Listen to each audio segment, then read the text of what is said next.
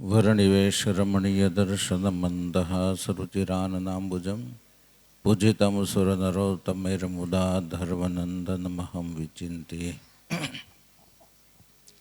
દિવ્ય સભામાં પ્રગટ સ્વરૂપે બિરાજતા અનંત કોટી બ્રહ્માંડના આધાર સર્વ અવતારી સર્વોપરી ઈષ્ટદેવ ભગવાન શ્રી હરિ વ્યાસાસનને સ્વભાવતા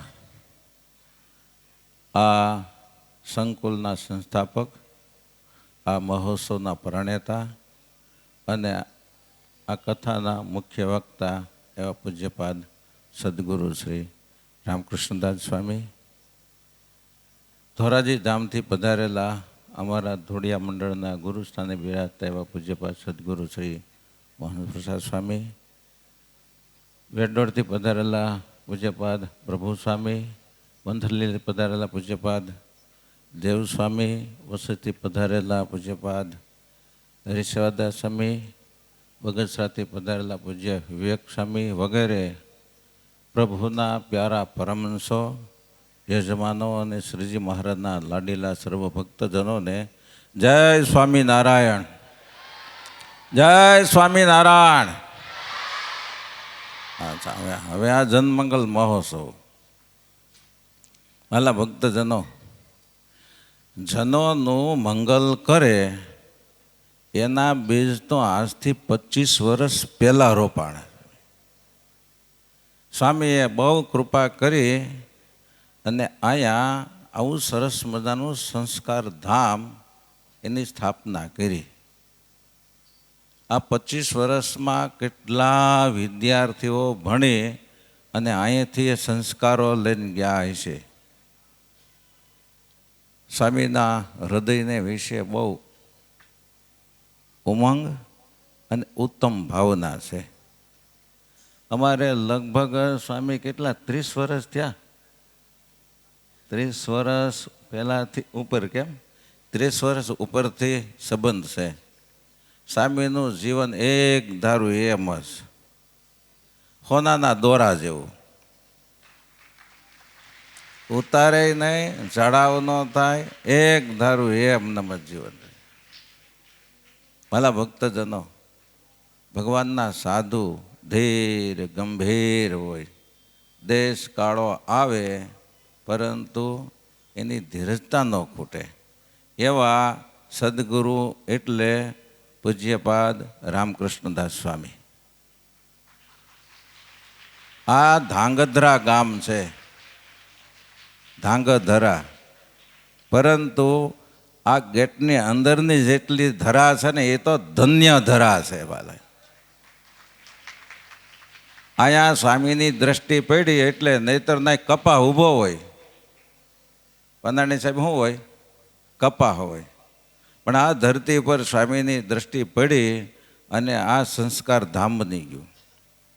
જનોના હિત કરવા, જનોનું મંગલ કરવું, એને માટે અહીંયા સ્વામીએ આ સ્થાપના કરી અને એમાં એક નવું સંકુલ સરસ મજાનું થઈ રહ્યું છે, હોસ્પિટલનું. બાળકો સંસ્કાર મેળવશે અને બધા જ આબાલ વૃદ્ધો જેને કાંઈ તકલીફ હોય એ બધા જ ત્યાંથી દેહની સારવારો મેળવશે. જેટલાને આનો લાભ મળશે એ બધાને ભગવાન સ્વામિનારાયણનો, આ સંસ્થાનો, આ સંતોનો ગુણ આવશે.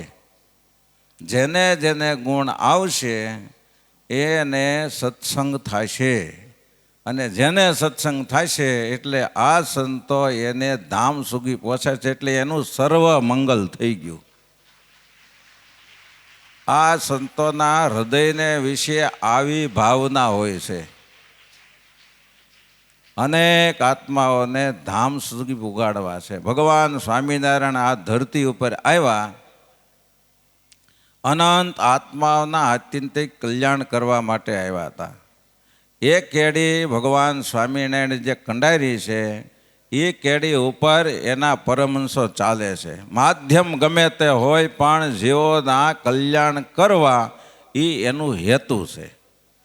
હાલા ભક્તજનો, બોર્ડ ગમે તે માર્યું હોય, તમે જગતમાં બધે બોર્ડ વાંચો છો ને, બોર્ડ ગમે તે માર્યું હોય, પરંતુ હૃદયની અંદર જે ઈશક હોય ને, ધ્યેય તો એ જ પ્રાપ્ત થાય, ધ્યેય તો એ જ પ્રાપ્ત થાય.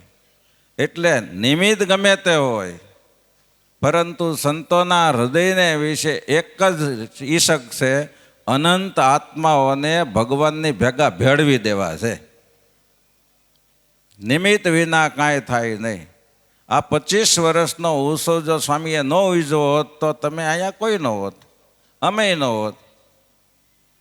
અમને આવો સરસ મજાનો આ ઉત્સવના દર્શન કરાવ્યા, તમારા દર્શન થયા, એટલા પરમહંસોના દર્શન થયા, અને તમને રોજ નવા નવા પરમહંસોના અહીંયા દર્શન થાય છે. એનું કારણ માત્ર ને માત્ર એક રામકૃષ્ણદાસ સ્વામી છે. સ્વામીના હૃદયને વિશે એવું થયું 25 વર્ષથી આપણે ઉત્સવ ઉજવવો છે. કેમ કે ભગવાન સ્વામિનારાયણે વારે વારે ઉત્સવો કરતા ઉત્સવના માધ્યમથી જીવને સત્સંગનો રંગ ચડે છે, જીવમાં બળ આવે છે, જીવમાં એકાંતિકપણું દ્રઢ થાય છે, ભગવાનના સાધુનો જોગ થાય છે. એટલે એને ઉમંગ જુદી પ્રકારનો ઉપજી આવે છે. સત્સંગ વિના, મહોત્સવ વિના આવું કાંઈ થઈ શકતું નથી. આ 25 વર્ષ થયા જનમંગલ યાત્રાને, એટલે જનમંગલ મહોત્સવ. બીજા 25 વર્ષ થાય એટલે જનમંગલ મહામહોત્સવ આ ધરતી માથે ઉજવાય. અને આ જેટલાએ લાભ લીધો એથી 10 ગણા કે 100 ગણા માણસો લાભ લે. અને આ ઉત્સવમાં જેણે જેણે સેવા કરી છે, હોસ્પિટલમાં જેને જેણે સેવા કરી છે, અને નૂતન છાત્રાલય બને છે, એમાં જે જે લોકો સેવા કરશે એ તમામ ઉપર સર્વાવતારી ભગવાન સ્વામિનારાયણની એવી કૃપા વરસે કે જે સેવા કરે એથી 1000 ગણું આપી અને એમાંથી પાછી સેવા કરી અને આવા પરમહંસોનો રાજીપો લઈ લે અને આત્યંતિક કલ્યાણનું સાધન સિદ્ધ કરી લે. એટલું કહી અને વિરમું છું. સહજાનંદ સ્વામી મહારાજની જય.